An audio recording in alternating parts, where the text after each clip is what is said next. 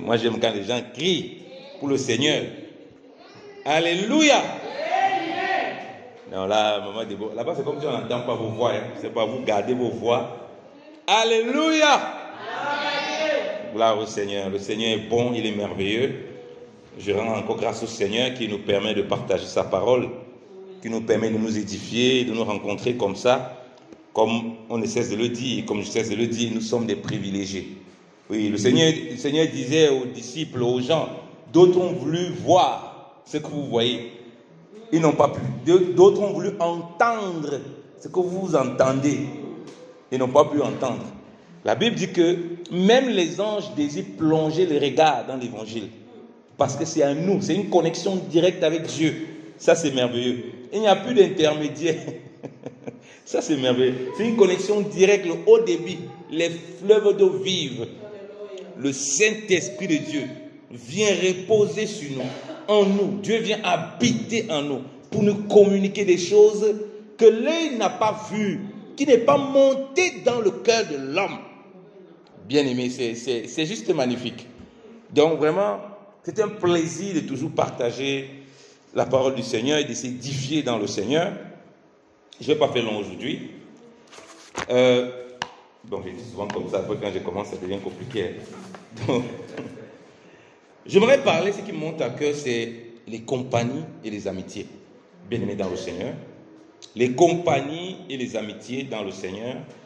Et parfois, si ce n'est pas bien abordé, ça peut entraîner beaucoup de dérives. Il y a des chrétiens, voilà, ils ont cru plus d'amis. Ils ne veulent plus avoir d'amis parce que, voilà, ils ne veulent plus. Ok, bon, ça peut se comprendre. Il y a d'autres qui ont été enseignés qui ne doivent plus avoir d'amis du monde. Ça devient aussi compliqué d'avoir ce genre de positionnement. Parce que de toute façon, quand tu vis en société, tu vas rencontrer des gens dans ton travail, partout. Donc, tu vas forcément avoir des contacts avec les gens. Donc, il y aura des personnes qui seront peut-être un proche de toi. Bon, si tu veux, tu n'appelles pas ça ami. Et d'autres qui seront plus éloignés. Maintenant, il y a d'autres qui pensent que, bon, toutes les amitiés sont des amitiés. Il faut les garder, ou il faut entretenir. Et qui restent en compagnie des personnes sans parfois vérifier et examiner si cette compagnie, ça peut être même chrétien, c'est pour ça la question que je pose est très importante. Examiner si cette compagnie, parce que c'est pour ça que j'ai parlé de compagnie des amitiés, si cette compagnie est utile pour l'œuvre du Seigneur, est utile pour sa progression. Même un chrétien peut être un handicap pour toi. Ce n'est pas parce qu'il est enfant de Dieu, il est chrétien, que toi tu vas lui d'amitié avec lui, tu vas faire compagnie avec lui. Parce que vous pouvez avoir les appels différents. Dieu peut demander d'aller à tel endroit parce que tu te dis que tu es trop ami avec le frère, avec la sœur. Vous vous entendez bien, vous partagez les mêmes valeurs spirituelles. Forcément, vous devez toujours rester en contact. Et là, ce n'est plus l'esprit, c'est la chair. Alors que Dieu veut t'amener à un autre endroit. Toi, tu dis non, au moins je suis avec lui. Seulement, c'est un frère. C'est pourquoi Dieu va mener un trouble là, ça va amener la séparation pour que tu ailles dans ton côté. Lui va dans son côté et tu pourras aller faire ce que Dieu demande que tu fasses. Alléluia. Donc les compagnies et les amitiés sont encadrées par la volonté de Dieu principalement. À plusieurs niveaux. C'est là où on va décortiquer pas à pas.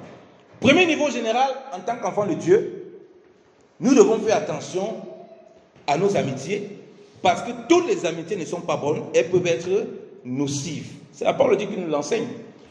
On le connaît très bien. Psaume 1. Disons le psaume 1. Je dis ça parce qu'on me dit, il y a des jeunes convertis qui viennent souvent à l'église, des frères qu'on rencontre, jeunes convertis, qui ont beaucoup d'amis, et tu essaies de voir à quoi aller ces amitiés. Tu ne vois pas qu'est-ce que ces amitiés les apportent. Si ce n'est qu'une régression dans leur marche, où ils ont une marche un peu bizarre, ils ont des attitudes bizarres, alors que c'est le fruit de l'amitié, et qui n'est pas une amitié qui les profite. Excusez-moi, psaume 1, on dit qu'on est au psaume 1. Vous connaissez très bien. David est rempli du Saint-Esprit. Il est rempli du Saint-Esprit que ce psaume nous est communiqué. Heureux Heureux l'homme qui ne marche pas. C'est le Saint-Esprit qui parle. Heureux l'homme qui ne marche pas selon le conseil des méchants, qui ne s'arrête pas sur la voie des pécheurs et qui ne s'assied pas en compagnie des moqueurs. On continue, on dit, mais qui trouve son plaisir dans la loi de l'Éternel et qui la médite jour et nuit. On lui donne deux types de compagnie. La compagnie avec Dieu et la compagnie sans Dieu. Pour que j'ai des conseils parmi les méchants, pour que le méchant vienne me donner un conseil, il faut que je le fréquente. Et il faut que je lui expose mes situations. Sinon, il ne va pas me donner des conseils. Donc, vous comprenez que quand on parle ici, il ne s'agit pas de ne pas avoir, comme dit, des relations de proximité avec les gens, parce que de toute façon, tu n'as pas le choix. Tu es dans le monde, que tu le veuilles ou pas, tu auras une proximité avec des gens qui sont méchants, qui sont pécheurs, qui sont moqueurs. Mais ce que Dieu veut, quand il nous montre par ce psaume, c'est qu'il y a des limites, il y a un contour qu'il faut avoir. Et dans notre société, on est capable nous-mêmes, il ne faut pas se tromper, il y a des gens, on voit, ils sont vraiment méchants. On voit qu'ils sont dangereux. On voit que ceux-ci, ils peuvent nous créer des problèmes. Donc on ne va pas se dire, ah, le Seigneur a dit, il est venu pour sauver. Comme il est venu pour sauver, automatiquement je dois me rapprocher de cette personne. Ça, c'est un piège. C'est se jeter dans la gueule du loup. Parce que tu estimes que non, tu peux te rapprocher. À moins que Dieu t'ait appelé vraiment et qu'il t'ait préparé à pouvoir être là-bas et de pouvoir entendre certaines choses et ça ne t'influence pas. Parce que quand on dit que cet homme est heureux, en d'autres termes, ça veut dire quoi? En d'autres termes, ça veut dire quoi? Malheureux est l'homme qui marche selon le conseil des méchants. Donc, si tu es heureux de te priver de ce type de conseils, si tu ne fais pas attention, ce type de conseils, je vais mettre mon enregistre, je vais mettre ça en mode avion, ceux qui vont te donner des conseils, parmi eux, il y a des gens qui vont te donner des conseils démoniaques. Vous comprenez pourquoi parfois des gens se détournent facilement? Quelqu'un, on a l'impression qu'il était bien, même quelqu'un qui était très bien, qui avait un bon comportement, un bon caractère, qui n'est même pas converti, qui avait une certaine valeur, ses parents l'ont communiqué, ou bien, quand il commence à fréquenter un type de personne, il commence à écouter un type de conseil, ben c'est des conseils de méchanceté, ça a un impact dans sa vie, ça a une influence dans sa vie. Tu ne peux pas dire de toute façon je suis rempli du Saint-Esprit, c'est le Saint-Esprit qui parle ici. Tu ne peux pas être plus sage que le Saint-Esprit. Tu ne peux pas faire comme les chrétiens qui font des raccourcis. Non, Jésus-Christ marchait avec les gens de mauvaise vie, tout ça. Tu n'es pas Jésus-Christ, mon ami. Quand Jésus-Christ marchait avec les gens de mauvaise vie, il était capable d'écouter certaines choses, ça ne l'influençait pas. Il était capable de voir certaines choses sans péché. Mais toi et moi, il y a des choses que tu écoutes, ça va t'amener péché. Et les choses que tu vois, ça va t'amener péché. Ça va te déstabiliser. Ça veut dire qu'il faut être sûr, quand tu te retrouves parmi les loups, que tu es vraiment préparé à envoyer pour être parmi les loups. Parce que ce que certaines personnes disent, qu'elles disent, ah non, ils veulent justifier. Christ était parmi les gens et tout, pour justifier que tu dois être avec tout le monde, sans discernement, n'importe comment, avec n'importe qui. Ce qu'ils oublient, c'est que Christ l'a fait uniquement pendant son temps de ministère, donc 3 ans et demi. En tant que juif, né lui-même d'une famille juive, durant les 30 ans de sa vie, il ne s'amusait pas à fréquenter ces gens-là. C'est quand il était dans le ministère, donc il y a bien un temps que le Père a permis qu'il soit là parce qu'il y avait une œuvre à accomplir. Donc nos compagnies, voilà pourquoi je vous dis, nos compagnies, nos amitiés dépendent exclusivement de ce que Dieu attend de nous. Comme je dis de façon générale en tant qu'enfant de Dieu, je dois discerner autour de moi. Je ne connais pas les cœurs des gens, ça c'est sûr. Mais ce n'est pas ça qui doit me faire en sorte de fermer les yeux sur le comportement et sur les convictions des personnes autour de moi. Parce que ça a l'impression d'être rien, mais ça entraîne beaucoup. Ça entraîne beaucoup de chrétiens et beaucoup de gens dans des choses qui ne glorifient pas le Seigneur. Et ils regrettent. Et ça, c'est valable pour nous tous. Bien-aimés dans le Seigneur. J'aime le rappeler, quand en 2006, Je passe des moments difficiles. Je vous avais déjà donné ce témoignage ici, je pense. Des moments difficiles. Et il y avait un de mes voisins, un ancien voisin dans le bâtiment, qui m'a vu traverser devant chez lui. J'étais mal, je pleurais. Je n'ai pas d'avenir ici. Je suis venu me faire quoi en Europe? J'étais mal. Lui, il voulait m'aider. Il m'a invité chez lui. Je crois qu'il m'avait donné le café. J'étais mal et tout et tout. Mais lui, c'était un fumeur de joint.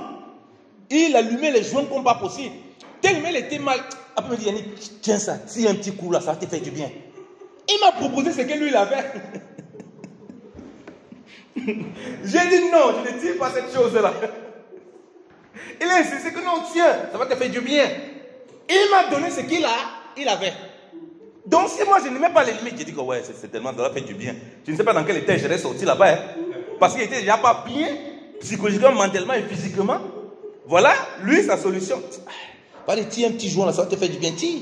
C'est la seule fois qu'on m'a proposé cette histoire-là. J'ai dit, pardon, mon frère, je sais que j'ai des problèmes, mais je ne veux pas rajouter d'autres problèmes sur mes problèmes. Pardon, garde ton joint. Vous voyez, il a proposé ce qu'il avait. Donc Dieu ne dit pas ça par méchanceté envers les autres. Ça nous préserve déjà, nous, et aussi, c'est un moyen d'affirmer aussi notre foi. Voilà pourquoi il faut toujours une séquence. Il faut toujours des limites. Il y a ceux qui peuvent être intimes, il y a ceux qui ne peuvent pas l'être du tout. Ne crois pas que, même s'il est chrétien, comme j'ai dit, parce qu'il peut ne pas être peut-être dans le projet de Dieu, de ce que Dieu va accomplir de façon spécifique pour toi. Vous voyez là, vous priez, vous partagez, à un moment de dire que non, va, pas de ce côté. Et c'est pour ça que nous avons parfois de la peine avec la famille. Quand Dieu appelle Abraham, Dieu a dit non, prends ton père, ta mère, vraiment, tout. Non, toi sors. Il a pris sa femme, avec son neveu qui vivait avec lui, il a pris vous, il est sorti avec. Il aurait pu prendre tous ses cousins. Non, il a pris sa maison, le seul étranger qu'on peut dire, bon, c'était un disque par l'autre, était un étranger, mais bon, on peut le prendre comme ça si on veut. Et bon, parce qu'il n'était pas de sa maison même, je veux dire. Mais, il n'a pas pris le monde, il n'a pas pris tout le monde de sa maison, de la famille, non. Il est quitté, il fallait quitter, il quitte. Il ne va pas regarder au sentiment, non. Ah, c'est mon ami, on était dans le monde, on faisait des 100 coups ensemble. Maintenant, vous ne faites plus les 100 coups ensemble, mon ami, il va y avoir une limite. Sinon, il va te ramener et tu vas encore écouter n'importe quoi. Tu vas encore te mettre à vivre des choses que Dieu ne veut pas. Tu vas entendre des choses que ton oreille ne doit pas entendre. Il va te faire voir des choses qu'il ne veut pas, parce que c'est normal. C'est pas qu'il ne le fait pas méchanceté, c'est sa nature, c'est comme ça. Et tu te retrouves en train de croire et voir des choses qu'il ne faut pas. On dit qu'il ne s'arrête pas sur la voie des pécheurs et qu'il ne s'assied pas en compagnie des moqueurs. Donc ici, Dieu ne parle pas simplement que quelqu'un t'a donné un conseil comme ça au hasard. Il parle d'une certaine affinité avec ces personnes. Parce que s'asseoir, ça veut dire que vous partagez le même banc. Vous vivez presque comme ensemble. Vous êtes tout le temps ensemble. Il est tout le temps en train de se moquer des gens. Tu es là, mais toi aussi tu es un moqueur. Tu vas commencer à te moquer. Ça aura une influence sur toi. Tu vas aussi commencer à te moquer de Dieu, comme lui se moque de Dieu. Moquer de Dieu par ton comportement. Moquer de Dieu par ton attitude. Même si tu ne le dis pas de ta bouche. Quelqu'un qui est tout le temps en train de se moquer des gens. Tu es avec lui, il se moque, tu rigoles. Mais tu es en train de te moquer avec ces personnes. Moi, je suis avec des gens, moi qui fréquente plein de personnes. J'aime bien rigoler, comme vous le voyez. J'aime bien, je suis quelqu'un tout le temps souriant. Une blague qui est déplacée, je ne rigole pas. Ils me disent, oui, Yannick, on sent que le pasteur, on sent qu'on est un peu déconné. Je dis, oui, je ne rigole pas ce genre de blague. Il y a une limite. Ils comprennent et ils ne font plus ce genre de blague à ma présence. Je mets des limites. Dans le groupe de foot, on mettait des vidéos. Pour nous, j'ai averti, ils ont continué, j'ai quitté le groupe. Que moi, je ne suis pas venu ici là pour voir n'importe quoi.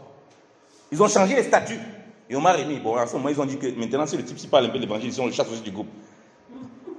Peu importe. Mais le groupe au moins a été assaini. Donc, nous avons une façon de fonctionner qui doit dépendre du plaisir que nous trouvons dans la loi de l'Éternel. Parce que c'est là que nous trouvons notre amitié.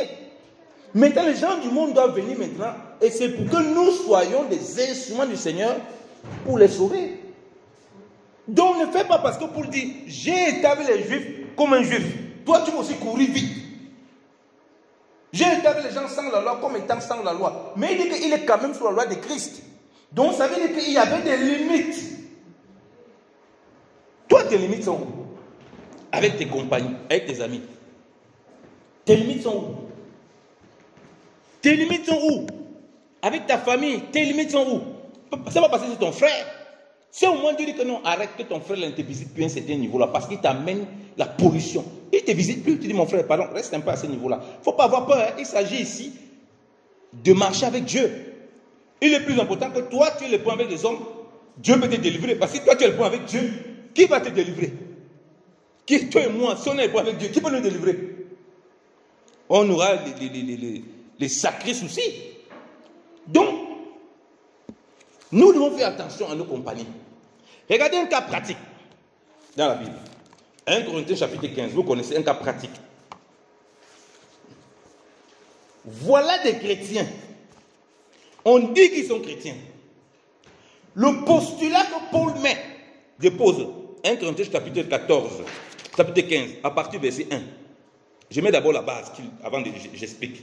Il dit, je vous rappelle frères, l'évangile que je vous ai annoncé, que vous avez reçu, dans lequel vous avez persévéré, et par lequel vous êtes sauvés, si vous le retenez tel que je vous l'ai annoncé autrement, vous aurez cru en vain. Je vous ai enseigné avant tout, comme je l'avais reçu, que Christ est mort pour nos péchés selon les Écritures, et qu'il a été enseveli, et qu'il est ressuscité le 3e jour selon les Écritures, et qu'il est apparu à Céphas, puis aux 12. Amen. Voilà le postulat que Paul met d'abord. Je vous ai enseigné avant toute chose. Voilà ce que j'ai d'abord déposé pour votre foi. Regardez, voilà les chrétiens qui ont cru, à qui on a enseigné l'évangile. On les a parlé du mystère de Christ. Paul était un homme qui avait des révélations exceptionnelles, on le sait tous. Il rappelle encore comment le fondement même de notre foi. Ce fondement a été ébranlé. Comme à l'époque, j'avais lu un journal ici, dans le journal, et j'étais scandalisé qu'il y a des chrétiens suisses. On parlait du pourcentage des Suisses qui croient encore en Dieu et tout ça. Il y a des Suisses qui croient au Seigneur, mais qui ne croient pas à sa résurrection. Il dit, mais c'est quelle foi ça? Mais ce n'est pas nouveau. On le voit dans la Bible. Paul pose la question là, pourquoi? Continuons 1 Corinthiens chapitre 15. Si on lit.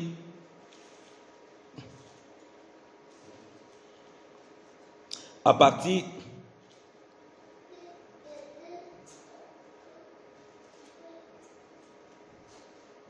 Il dit, à partir du verset 29, autrement, que feraient ceux qui se font baptiser pour les morts, pour l'histoire des morts là, si les morts ne ressuscitent absolument pas? Pourquoi se font-ils baptiser pour eux? Et nous, pourquoi sommes-nous à toute heure en péril? Chaque jour, je suis exposé à la mort. Je l'atteste, frère, par la gloire dont vous êtes pour moi le sujet en Jésus-Christ. Si, dans des vues humaines, que j'ai combattu contre les bêtes à Éphèse, quel avantage me revient-il si les morts ne ressuscitent pas? Mangeons et buvons, car demain, nous mourrons. La Bible, quelques-uns commençaient à dire que les morts ne ressuscitent pas. C'est les conneries que Paul vous a enseignées. On va le verset qui suit après. Mais quelques-uns, les gens disaient, quelle résurrection des morts. Donc, parmi les chrétiens, il y avait des gens qui tenaient à la doctrine des Sadducéens. Vous savez que les Sadducéens, c'était des Juifs qui ne croyaient pas à la résurrection. Ils ne croyaient pas aux anges, machin, esprit, tout ça, c'est des bêtises. Nous, notre espérance, c'est terrestre, mon ami. On va attendre la cité terrestre. On a tout pour nous, c'est la terre. Tout pour nous, c'est ce que nous on voit. Vos histoires que vous parlez là, ça n'existe pas. Voilà les chrétiens. J'ai expliqué le premier verset, comment on a expliqué la foi, comment la foi a été transmise. Mais il arrive qu'il y ait des gens qui me attendent. Mon frère, votre histoire de Paul là que vous racontez, ça se passe comment? Il dit que certains disaient, mais si les morts ils vont porter quel corps, mon frère? Toi, mais tu ne réfléchis pas. Toi, mais tu as vu comment on enterre les gens. Quelques années, on part, regarde là-bas. Tout est appauvri là-bas. Il n'y a plus rien. Quand même, comment tu peux croire ça? Le tout a commencé à rentrer. Pourquoi un 1 Corinthiens chapitre 10, on dit que ces chrétiens fréquentaient toujours les temples d'idoles. Oui, bien aimés dans le Seigneur, ils aimaient la compagnie des païens qui pratiquaient l'idolâtrie. Ils étaient mélangés à eux et confondus à eux. Ils ne réalisaient pas l'impact que ça avait dans leur vie. Ils ne réalisaient pas que les choses auxquelles ils étaient attachés avec ces personnes, n'ayant pas assez de maturité dans la foi pour pouvoir avoir l'ascendance spirituelle, parce que de toute façon, quand tu es avec des personnes, s'ils ne sont pas dans la foi, s'ils ne marchent pas avec Dieu, soit c'est toi qui vas les influencer, soit c'est eux qui vont t'influencer. Et s'il arrive que personne peut influencer l'autre, vous ne pourrez pas avoir une certaine intimité, vous aurez une amitié très distante. Parce que l'un va éviter que l'autre prenne le dessus. Mais si vous commencez intime, non, ce n'est pas possible. Il y a un qui va supplanter l'autre. Un va supplanter l'autre. Lisons 1 Corinthiens chapitre 10. On revient sur 1 Corinthiens chapitre 15. Lisons 1 Corinthiens chapitre 10. Que nous dit l'Écriture?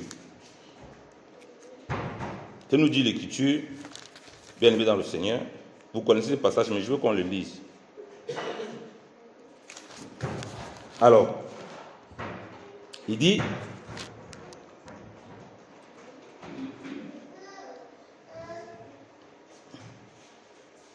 Il dit au verset 14, c'est pourquoi, mes bien-aimés, fuyez l'idolâtrie. Je parle comme à des hommes intelligents. Jugez vous-même ce que j'ai dit. La coupe de bénédiction que nous bénissons n'est-elle pas la communion au sang de Christ? Le pain que nous rompons n'est-il pas la communion au corps de Christ?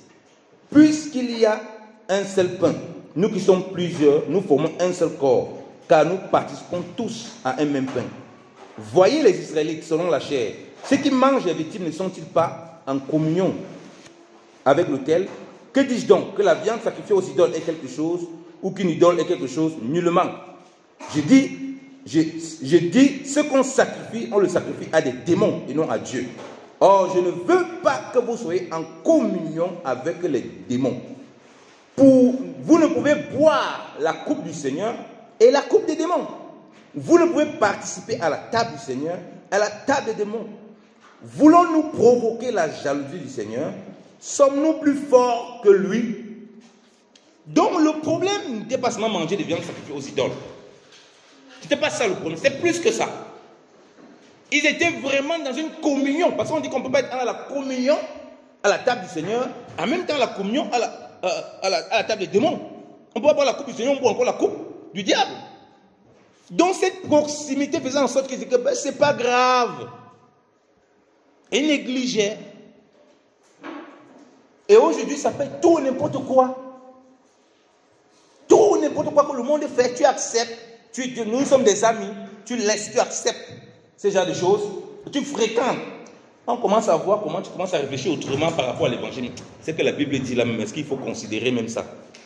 Ça commence à avoir une influence sur ton caractère, sur ta personnalité. Parce que tu ne réalises pas que nous sommes dans un vrai combat spirituel, même si tu ne crois pas. Combat de l'esprit et des démons. C'est clair.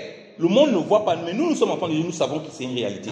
Même ton ami qui ne le sait pas, tu vas pas lui dire que non, il y a les démons, tout ça. Non. Mais toi, tu sais que même s'il est ignorant, voilà un vrai combat que toi tu vis, que lui ne sait pas. Donc tu dois savoir comment tu marches. C'est ça qui a fait en sorte. Maintenant, on lit le verset 1 Corinthiens chapitre 15, on lit le verset 33, que vous connaissez très bien, parce que parfois c'est retiré de son contexte, et les gens croient que c'est des compagnies n'importe comment. Non, c'est donné, le contexte est bien donné.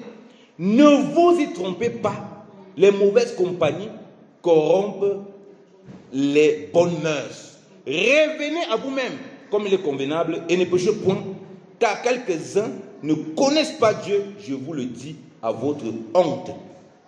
Ah, il dit, revenez à vous-même. Ça veut dire que, il était où? Donc, ils étaient là sans être là, dans l'église.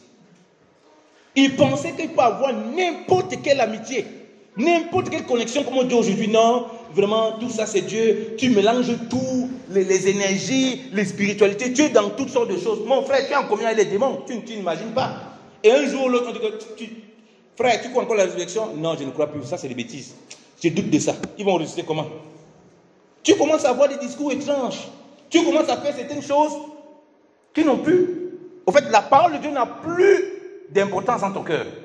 Puisque c'est pas elle que tu dois fonder ton amitié, comme on l'a dit dans le psaume 1. Mais qui médite, qui prend plaisir à la loi de l'Éternel, qui la médite jour et nuit. Et tu la médites, c'est pourquoi? C'est pour la vivre. C'est pour la vivre. Donc tes amis sont tes amis uniquement s'ils correspondent au projet que Dieu a pour toi. Et s'il faut s'en séparer, mon frère, ne cherche pas à faire la gymnastique. Ce n'est pas toi. Éloigne-toi. Et beaucoup de questions parfois peuvent être pasteur, vraiment, je préfère être mon ami comme ça, j'attends que lui-même s'éloigne. Mon ami, il y en a qui ne vont pas s'éloigner. Tu attends qu'il s'éloigne. Il va rester là. Il ne va pas s'éloigner. Parce qu'il y a un combat spirituel que lui-même il ignore. C'est ça que les gens ne comprennent pas. Il ne peut pas. Ce n'est que toi qui as la capacité de rester et de partir. Parce que toi, tu as l'esprit. Tu sais qu'il y a un combat spirituel au-delà. Lui, il est qu'au niveau physique. Il ne sait pas ce qui se passe. Voilà pourquoi, bien aimé dans le Seigneur, nous devons faire attention à nos compagnies. Fais attention à tes compagnies, mon frère. Fais attention. Quand les compagnies commencent à remettre en question l'autorité de la parole de Dieu, c'est le boulevard où vivre comme tu as envie de vivre. Et puis, c'est normal que tu trouves que t'enivrer est normal. Monter à gauche, à droite, avec les femmes à gauche, à droite, c'est normal. Vivre n'importe comment, on est de toute façon cher. Qui peut appliquer ça? Si tu commences à avoir des raisonnements comme ça qui n'ont plus rien à voir avec la foi, c'est pas parce qu'on est des hommes sujets aux faiblesses qu'il faut dire, ok, bon, ça, il est, allez, laissons-nous dans les faiblesses. C'est pas ça. Or, les compagnies ont tendance à t'en tirer dans ça. Les compagnies ont tendance à donner des conseils qui ne sont pas conformes à ce que Dieu attend. Donc voilà pourquoi, même celui qui est proche, il faut qu'il corresponde au projet de Dieu. En plus, surtout s'il ne connaît pas le Seigneur. Quel conseil les gens m'ont pas donné? Tu entends des conseils comme ça, parfois tu restes, tu secoues la tête. Tu dis, mais tu ne peux pas l'en vouloir. Parce que c'est son monde à lui. Donc si tu lui laisses trop d'espace, le conseil qu'il t'a donné là, si c'est animé d'un autre esprit, tu ne vas pas dormir tranquillement. Ça va aller te persécuter. Ça va aller... Tu ne vas pas dire n'importe quelle parole, frère. Tu ne vas pas bien dormir. Quand tu commences à voir, quand on te dit des choses, une fréquentation t'amène des choses qui ne sont pas pour la gloire du Seigneur. Mon frère, éloigne-toi, pardon. C'est pas Dieu, éloigne-toi, éloigne-toi gentiment et laisse le Seigneur faire son œuvre. Alléluia. Nous ne sommes pas plus intelligents que le Seigneur. Nous ne sommes pas plus sages que lui. Il n'a pas fait toute sa vie à marcher avec des gens de mauvaise vie ou bien en installant avec eux. Non.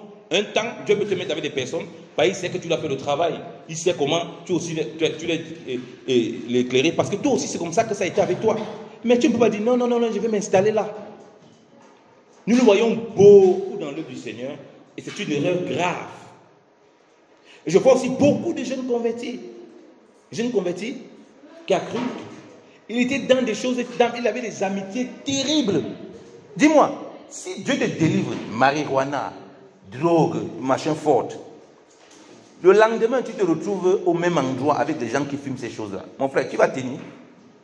Tu vas finir par reconsommer ça. C'est évident. Puisque quand quelqu'un guérit, il a le temps de quoi? Le temps de la convalescence. Quand Dieu t'a touché, t'a sauvé, tu as le temps de la convalescence, c'est-à-dire que le temps où tu prends bien les repères pour marcher correctement. Pendant ce temps-là, c'est où l'ennemi est fort. C'est où il veut te laisser entretenir certaines amitiés, certaines compagnies qui te font croire que c'est de bonnes compagnies. Alors que ces gens-là, c'est juste un fil qui est tendu là, qu'on va secouer pour te perturber dans ta marche. Quand il veut t'amener à un endroit où il dit que stop, moi je ne pars plus ici, je m'arrête ici. Il dit que non, on part quand même, allons-y. Puis tu deviens à 1000 monceaux. Et puis tu donnes des conseils qui n'ont rien à voir avec la parole de Dieu. Et bien il te donne des conseils, quand tu regardes la parole de Dieu, tu vois que ce n'est pas un accord, mais tu écoutes quand même parce que tu dis que c'est ton meilleur ami. Il n'y a pas meilleur ami que Jésus Christ de Nazareth. Alléluia. Lui, il est fidèle en toutes choses. Il ne déçoit pas. Il n'abandonne pas. Les amis d'aujourd'hui là, dis-lui un truc qui ne lui plaît pas. Le lendemain, il t'abandonne, il t'a oublié. Les amis d'aujourd'hui, ce n'est pas intérêt. Les gens ne cherchent que l'intérêt, ils ne cherchent pas l'intérêt de Dieu. Ils ne cherchent pas ton intérêt. Ils ne cherchent pas ton intérêt. Parce que c'est le monde animal. C'est comme ça, bien-aimé dans le Seigneur. Donc, ce que j'ai vraiment à cœur aujourd'hui, bien-aimé, qui me montait vraiment à cœur, c'est sur les compagnies, les amitiés. Ne cherchez pas les amis. Ne cherchez pas. Moi, je dis toujours, on ne cherche pas les amis. Ne cherche pas. C'est les problèmes que tu cherches, mon frère. Tu cherches des amis pour pas. Dieu laisse Dieu lui-même te donner des amis. Dieu va te donner des amis. Tu vas faire des rencontres avec des gens. Tu vas sentir, on a un bon feeling. Je vois des gens qui restent comme ça. Ah, pasteur, je n'ai pas les amis, vraiment, il me faut trouver des amis. Tu trouves les amis? C'est quelle histoire ça? C'est la Migros où tu pars à Migros, tu dis, ah, je n'ai plus des tomates, il faut que j'achète des tomates. Pardon, tu ne vois pas que dans le monde, tu as eu trop de problèmes à cause des amitiés. Ça t'a créé tellement de problèmes. Mais tu là, tu cherches tes amis. Tu as le meilleur ami, Jésus-Christ de Nazareth. Laisse-lui te donner ses connexions, pas les connexions, dans les activités que tu vas faire. Il peut permettre que tu sois proche de tel, il peut permettre que tu sois loin de tel, mais ne cherche pas à forcer. Vous savez pourquoi l'homme a besoin? Parce que ça, c'est le côté humain. Lorsque l'homme a péché, il est sorti du jardin, il n'a plus Dieu comme ami. Rappelez-vous que le Seigneur dit à ses disciples, je ne vous appelle plus des disciples, je vous appelle mes amis, je vous appelle plus des serviteurs. Parce que le serviteur ne sait pas ce que son maître fait. Quand le Seigneur s'appelle ses amis, ce n'a été quoi? C'était des gens qui vivaient leur vie, ils péchaient, chacun vivait sa vie n'importe comment. Ils se révèlent comme quoi? Comme leur ami. Donc lorsque Dieu, la connexion avec Dieu, l'amitié avec Dieu est rompue, l'homme cherche automatiquement à avoir un ami. C'est ça la figure de l'amitié. L'amitié est là censée révéler que tu as un vrai ami qui t'aime et qui lui est fidèle éternellement, Jésus-Christ de Nazareth. Si tu perds de vue ça, tu viens dans le Seigneur, tu veux continuer à chercher une ribambelle d'amitié, c'est comme ça aussi que tu cherches une quantité de problèmes. Parce que ça ne peut pas résoudre. La seule amitié qui peut résoudre tous tes problèmes, c'est l'amitié avec l'Église de Nazareth, bien dans le Seigneur. Ça, c'est sûr. Parce qu'au travers de cette amitié, tu peux avoir des amitiés et avoir un cadre pour toutes les amitiés que tu vas avoir dans le monde. Mais si ce n'est pas le cas, parce que, oh, je m'entends bien avec tel, oh, je m'entends bien avec mon frère-ci, ma soeur-ci. Bien aimé dans le Seigneur, nous devons faire attention à ces choses-là. Donc, c'est rien que ça que moi j'avais à nous partager. Faisons attention. Discernons quelle est la volonté du Seigneur pour nous, même parmi nos frères, même parmi les frères et sœurs. C'est pas parce que nous partageons la foi, la même foi. Un moment ou l'autre, Dieu peut vouloir qu'on prenne des directions différentes. Même, comme je dis toujours, l'intimité. Il y a des choses, tu pries, Dieu peut te montrer que non, c'est plutôt à la sœur Lucienne que tu dois aller parler de ce problème. Dieu peut te montrer que c'est plutôt à tel frère. Mais si tu penses que non, c'est ton ami qui doit forcément lui dire, ça vous crée les problèmes demain parce qu'il n'était pas la personne indiquée. Parce que tu n'as pas compris que ton amitié maintenant, c'est d'abord en relation avec le Seigneur. C'est d'abord le Seigneur. Et c'est lui maintenant qui va te conduire et qui va calibrer tous les amitiés que tu peux avoir sur le plan humain. Que ce soit dans la foi, que ce soit avec celui du dehors, afin que tu restes dans le projet que lui a préparé pour toi. Tu n'ailles pas faire un autre qui n'est pas le tien. Que le Seigneur soit béni au nom de Jésus-Christ de Nazareth. Amen.